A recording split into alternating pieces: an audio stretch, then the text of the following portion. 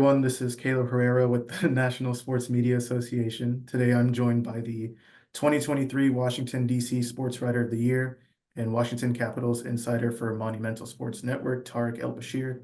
Tarik, thank you for joining me today. Hey, Caleb, thanks for having me. Of course. So first things first, you're a first-time winner of this award. What does it mean to you to be recognized in this capacity by the organization and by your peers?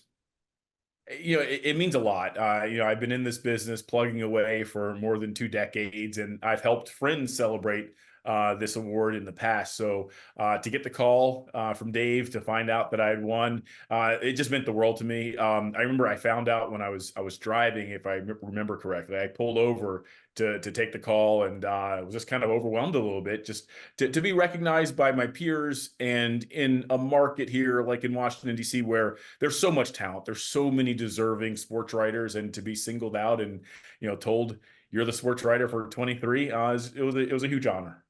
That's awesome. What inspired you to go into the sports media business? It was almost by accident. I grew up in the Washington, D.C. area. So I'd grown up reading Tony Kornheiser and Mike Wilbon and, all the great beat writers that have come through the Washington Post over the years. And when I got into Howard University, funny enough, and I was an athlete growing up, the easiest school to get into was the School of Communications. My grades were, they were okay. And so I got into the School C, as they called it.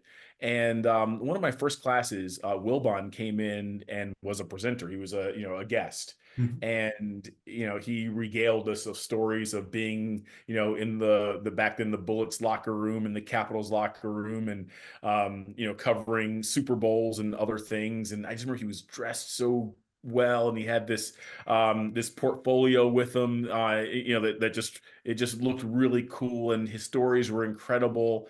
And I remember thinking to myself, you can get paid to go and be a sports writer and write about these events. And I already was relatively familiar with the business.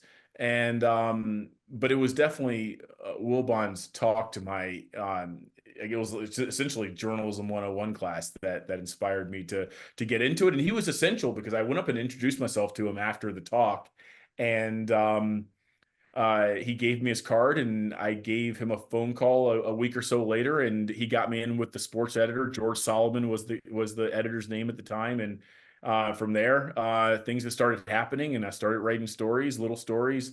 Yeah, I got to give Mike Wilbon a heck of a lot of credit for getting me off the ground Mhm. and inspiring me. Yeah. So just kind of looking at the path your career has taken, you've done beats with the Commanders, you've done beats with Georgetown men's basketball, and now you're with the Washington Capitals, and you do work with their AHL affiliate, the Hershey Bears. How have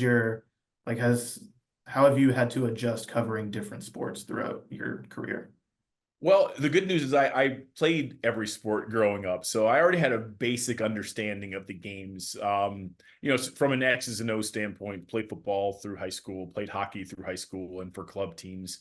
Didn't play basketball organized, but was a big NBA and college basketball fan. So I knew the personnel and I knew the games. So that was a big head start for me right there. Toggling back and forth. It hasn't been difficult. If anything, Caleb, I've found that it's kept me fresh over the years. Um, I feel like the first time I left the Caps beat, I went to do Georgetown hoops. And after a year or two of doing that, I kind of missed hockey and got to go back and do a little bit of hockey. And then, I wanted to scratch my TV itch. So I went and did some sideline reporting for NBC Sports Washington on the football team.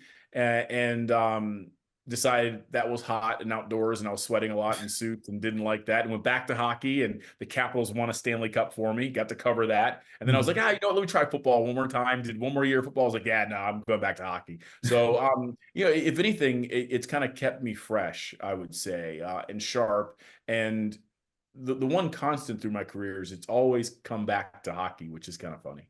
Mm-hmm.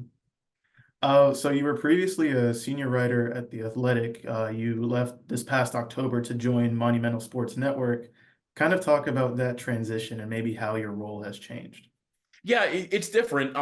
But I will say this, Caleb, Monumental Sports Network is essentially the NBC Sports Washington that I left 5 years before that, to go to the Athletic. So coming back to Monumental has been like reuniting with old friends, right? I mean, I worked for NBC Sports Washington for 6 years. So before leaving for the Athletic, I already knew everybody, so it was a very easy transition coming back.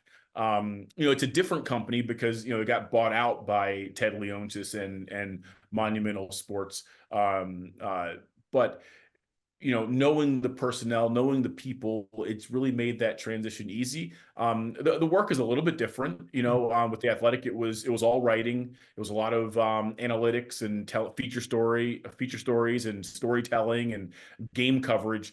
What I do at Monumental is more 50-50 between writing and doing TV, pre and post game show and other shows that they have going. One really cool one that we started at the end of the season that just concluded was an alternate broadcast, which kind of runs side by side with the normal broadcast. Mhm. And it's me and a host and like two or three guests just talking hockey. It's sort of like a ripoff of the Manning cast, but less X's and O's, more like storytelling and just, Mhm. dudes having fun watching the Capitals games. And I thought it was really well received, and they've been a lot of fun. So looking forward to doing some more of that. But yeah, I mean, definitely a transition, but the fact that I knew everyone at Monumental made it a lot easier. Mhm. So kind of going more into your role now, during the regular season, what is kind of your day-to-day? What does that look like for you? Yeah. Um, Game days are long, Mhm. really, really long.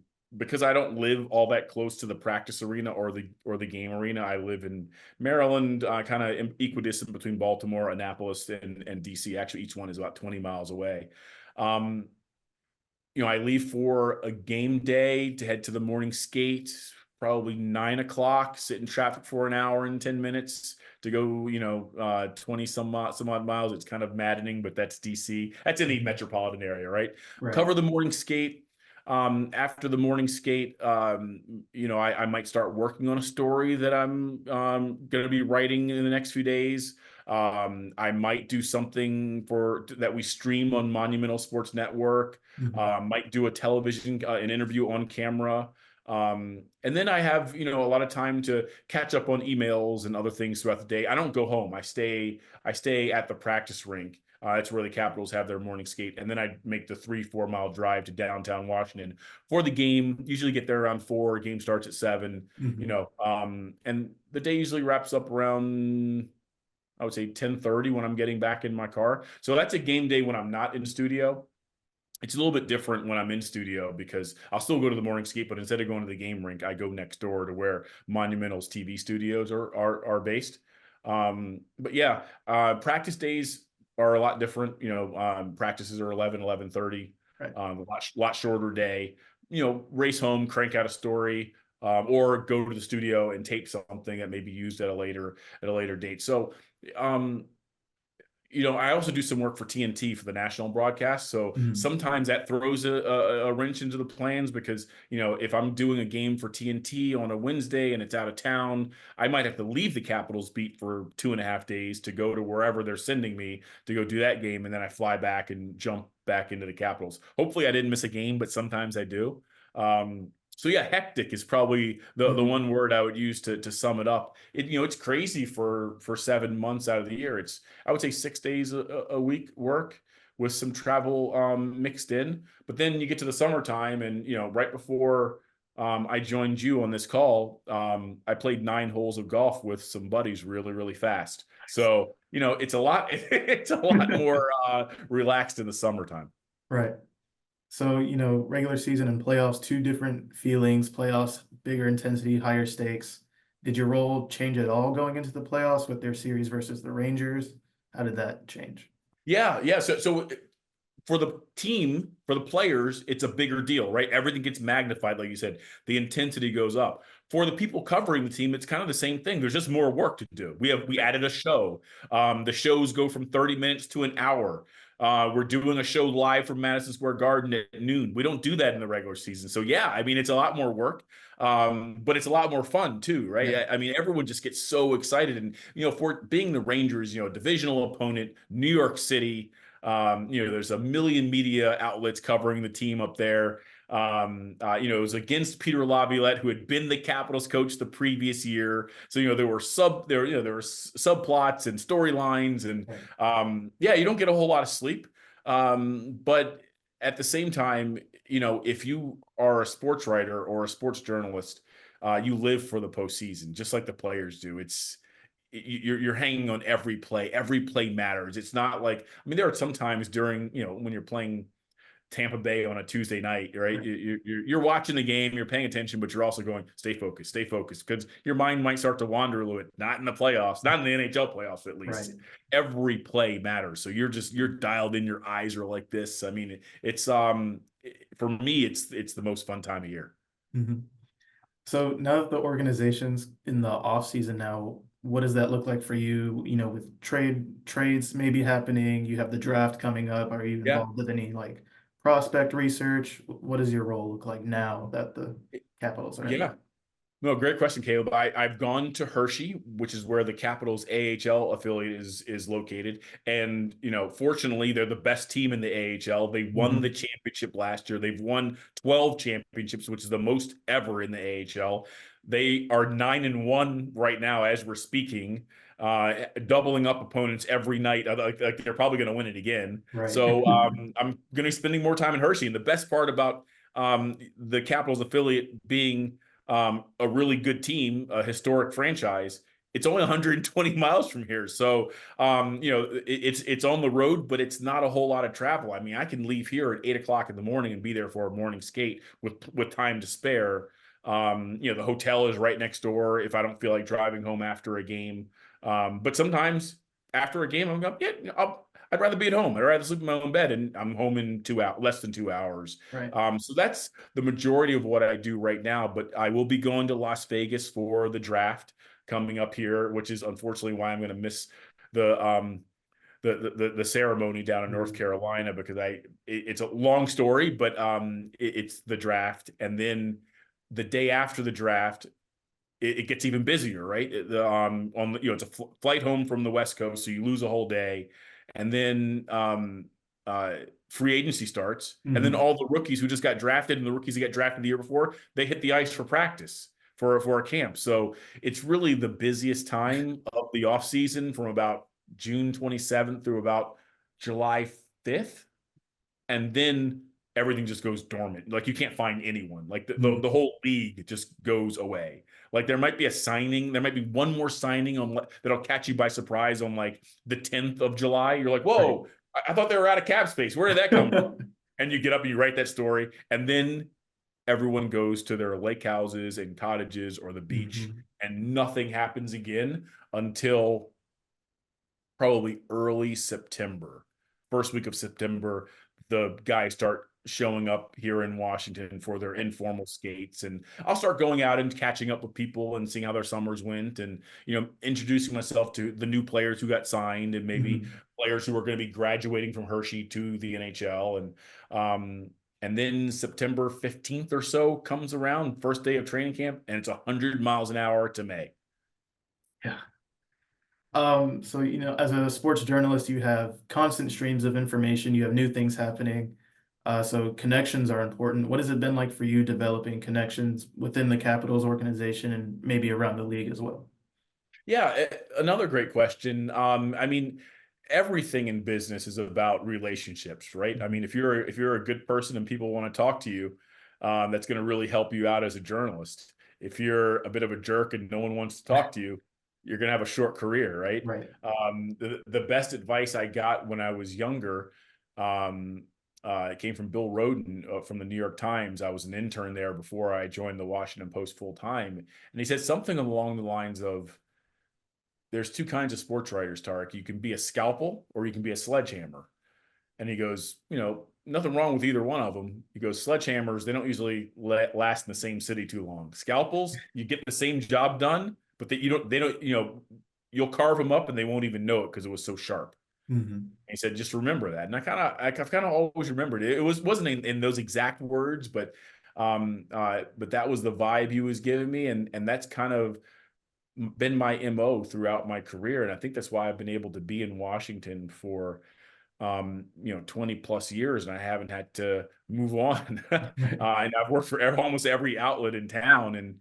And it's because I think people trust me to tell their story the right way. They know that when I'm being critical, and you have to be critical in this job, that Mhm. I've done my research and that it's airtight, and they can't really argue with me. They might not like what I wrote. They might not like what I said, but once they get over fuming and being mad about it, they go, nah, you know what? Tarik was probably right. He's probably right. We should have been better in that series. Yeah, I probably should have made that decision instead of that decision. Yeah, Mhm. his criticism was justified. So, that's kind of always been my credo is, tough but fair. And I feel like that's my reputation around the league, with even with other teams is, and being I do a half dozen 8 national games a year, and that's important. You can't just be seen as the Washington guy. You got to have connections throughout the league. And fortunately for me, I would say the majority of what I've done through the last 25 years has been the NHL. And the Mhm. NHL is a very loyal league where people stay around a long time. A lot of the people I was dealing with in 1999 are the same people I'm dealing with in 2024. So that helps too, right? I mean, Mhm. just relationships and having long relationships and having relationships where I trust people to give me information, um, and they know that I'm not going to mess them around or present it in a way that isn't fair. I think that's helped me kind of stay in this business for as long as I have. Mhm. Yeah, so you previously touched on like a couple of the other different things you do. You're really kind of like a jack of all trades. You're an insider. You've done ringside for NHL and TNT. You're an NHL network correspondent. What would you say what's the thing you appreciate most about the things that you get to do?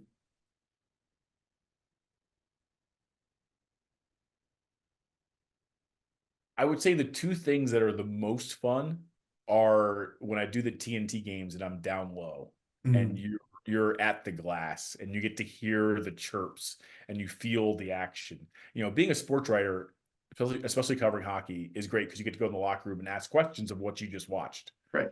Um, but in a press box, you're watching it from 100 feet above the ice, right? I mean, you can get a feel for it. You can see the play developing, but you can't hear it. You can't Right. feel it. You can't smell it. When you're down there, you get all of the sensations, right?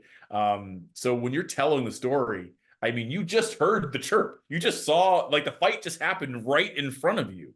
I think for hockey fans, what I wish everyone could do one time, and I know it's expensive to get those seats down low, Mhm. but if you're a hockey fan, just one time, get as close to the glass as you can so you can feel it, so you can see how fast the guys accelerate. When they hit, they're hitting to hurt. I mean, like they are really putting everything into that hit. And you see the spit flying and the blood flying and mouthpieces going all over the place, and it really gives you a different feel for what's happening out there.